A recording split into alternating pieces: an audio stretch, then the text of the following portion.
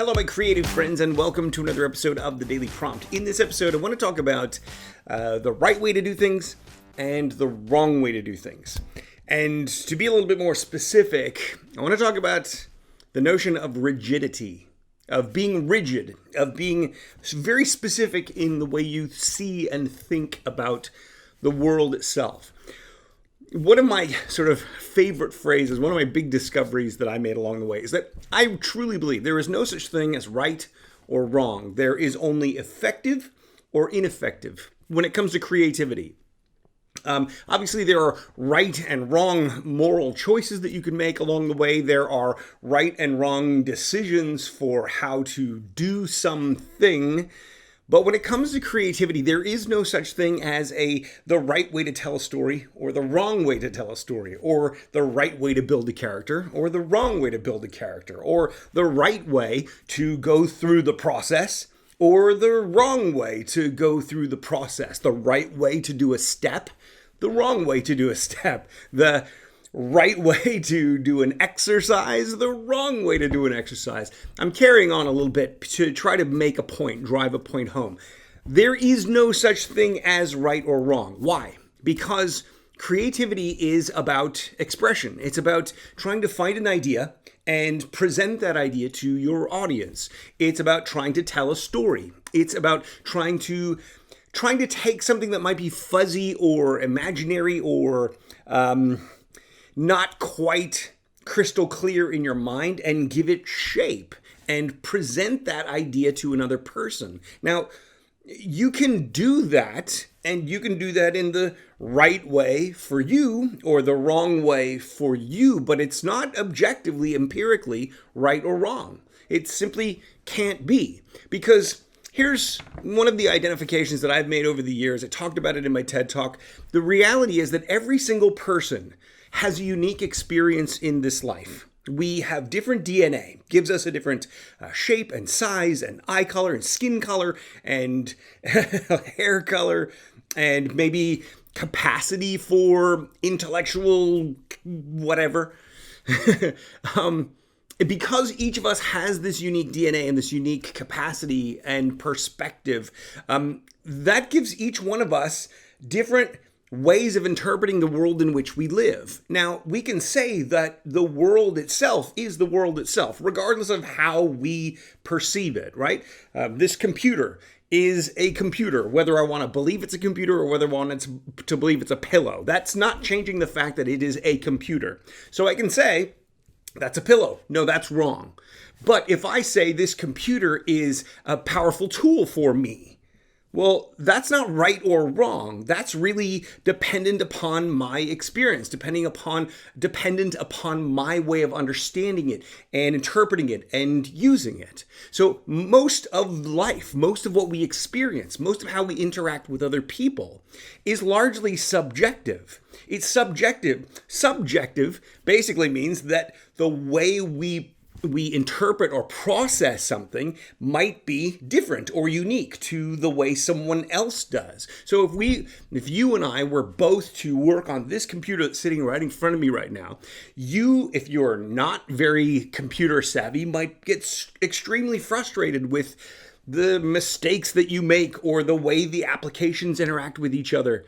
I, maybe being very familiar with it, find it to be lightning fast, find it to be perfectly suited to my creative process. So it's not that it's good or bad or right or wrong for our creative processes.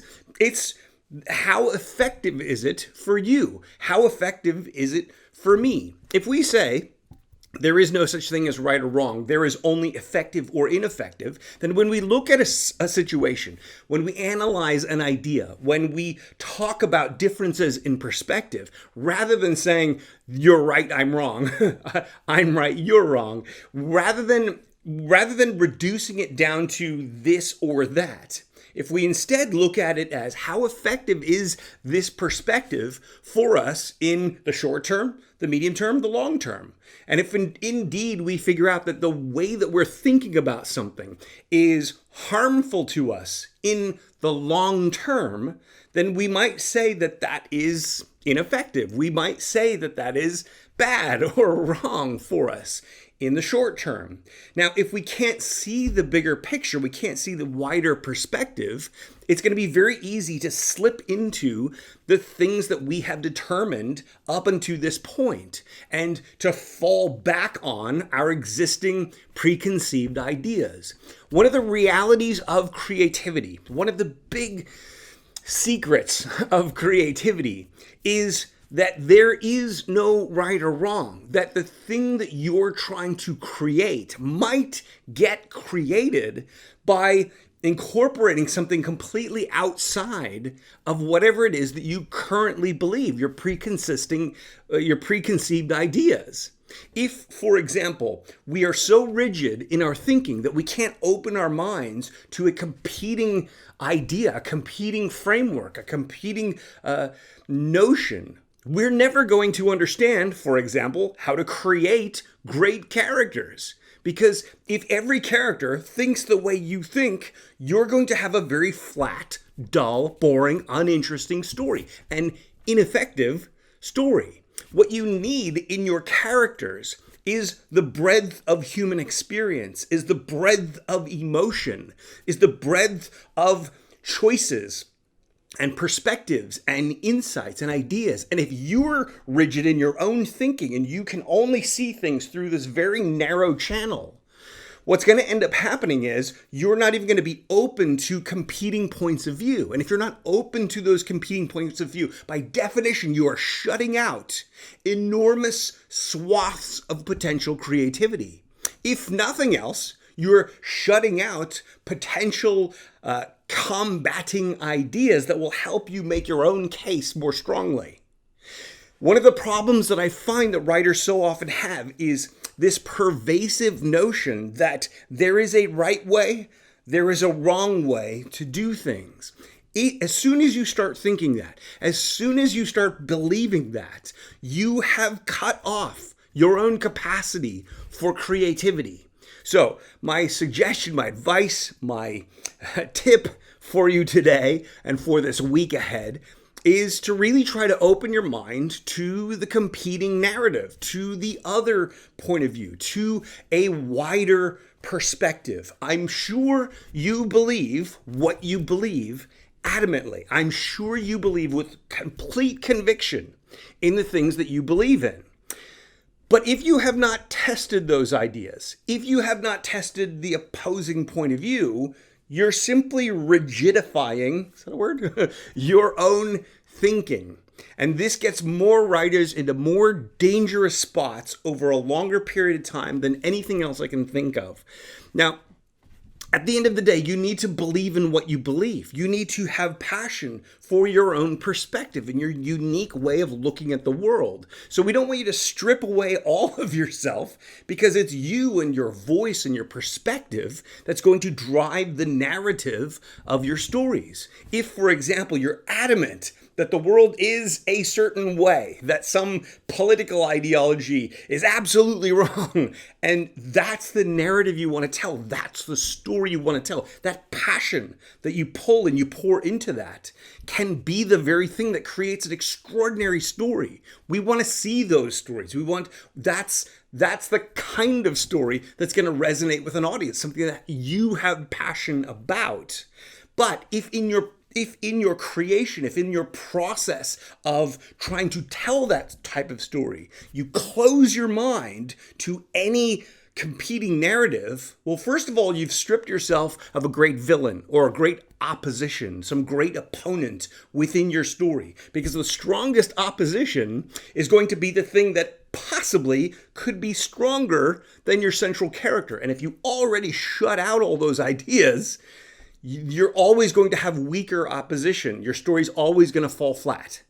So if for no other reason, do it because you want to have stronger opposition in your story. But also, if you open your mind to different ways of thinking, you end up expanding your perspective on what you already believe. Sometimes it might change. Sometimes it might shift. Sometimes it might become even stronger. A lot of people tell me that I'm a little bit rigid, that I'm very sort of specific and set in my ways. But it's because one of the things that I've always done in my life since I was a little kid is challenged my own assumptions.